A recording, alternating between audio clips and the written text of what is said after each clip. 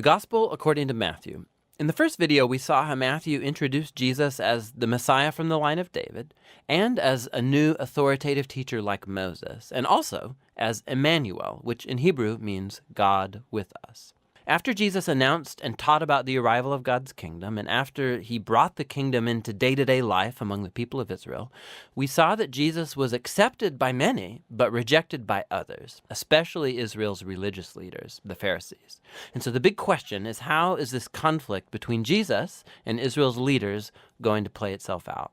The next large section, chapters 14 through 20, explore all the different expectations people have about the Messiah. So Jesus keeps healing sick people, and twice he even miraculously provides food for these huge crowds in the desert.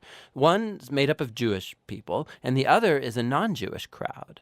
And this sign, it's very similar to what Moses did for Israel in the wilderness. And so all these people are excited about Jesus. They think he's the great prophet and the Messiah, but not the religious leaders.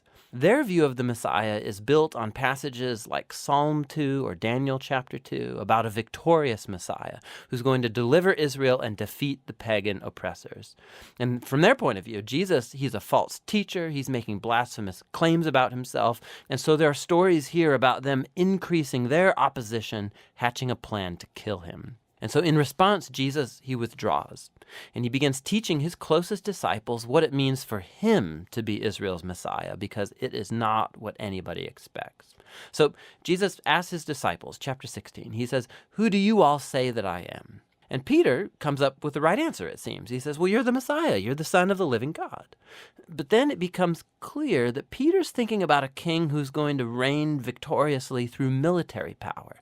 And Jesus challenges Peter, saying that, yes, I am going to become king, but through a different way. And so Jesus starts to teach on themes from the prophet Isaiah, who said that the Messianic king would suffer and die for the sins of his own people. And so Jesus, he was positioning himself as a Messianic king who reigns by becoming a servant, and who would lay down his life for Israel and the nations. Well, Peter and the disciples, they mostly just don't get it. And so Jesus enters into the fourth block of teaching, followed by a series of teachings after that. And these are all about the upside-down nature of Jesus' messianic kingdom, which turns upside down all of our value systems. So in the community of the servant king, you gain honor by serving others. And instead of getting revenge, you forgive and do good to your enemies. And in Jesus' kingdom, you gain true wealth by giving your wealth away to the poor. To follow the servant Messiah, you must become a servant yourself. In the next section, we watch the two kingdoms clash, Jesus' kingdom and that of Israel's leader. Jesus comes to Jerusalem for Passover riding in on a donkey, and the crowds are hailing him as the Messiah. And Jesus immediately marches into the courtyard of the temple, and he creates this huge disruption that brings the daily sacrifices to a halt. His actions speak louder than words here. As Israel's king, Jesus was asserting his royal authority over the temple, the place where God and Israel met together. And in Jesus' view, the temple was compromised by the hypocrisy of Israel's leaders. And so here he's challenging their authority, and naturally, they're deeply offended. And so they try to trap Jesus and shame him in public debate, and they fail. So they end up just determining to have him killed. In response, Jesus delivers his final block of teaching. He first offers this passionate critique of the Pharisees and their hypocrisy, and then he weeps over Jerusalem and its rejection of God and his kingdom. Then Jesus withdraws with the disciples, and he starts telling them what's going to happen. He's going to be executed by these leaders, but in doing so, they're going to create their own demise, because instead of accepting Jesus' way of the peaceful kingdom, they're going to take the road of revolt against Rome, and so Jerusalem and its temple are going to be destroyed. But, Jesus says, that is not the end of the story. He's going to be vindicated after his death by his resurrection. And one day, he'll return and set up his kingdom over all nations. And so in the meanwhile, the disciples need to stay alert and stay committed to just announcing Jesus and his kingdom and spreading the good news. And so with all of that ringing in the disciples' ears, the story comes to its climax. That night, Jesus takes the disciples aside and he celebrates a Passover meal with them. The Passover retells the story of Israel's rescue from slavery through the death of the Passover lamb. And then Jesus takes the bread and the wine from this meal as new symbols, showing that his coming death would be a sacrifice that would redeem his people from slavery to sin and evil.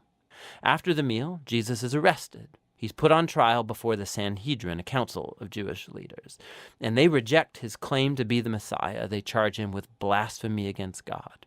Then Jesus is brought before the Roman governor Pilate, and he thinks Jesus is innocent, but he gives in to the pressure from the Jewish leaders, and he sentences Jesus to death by crucifixion.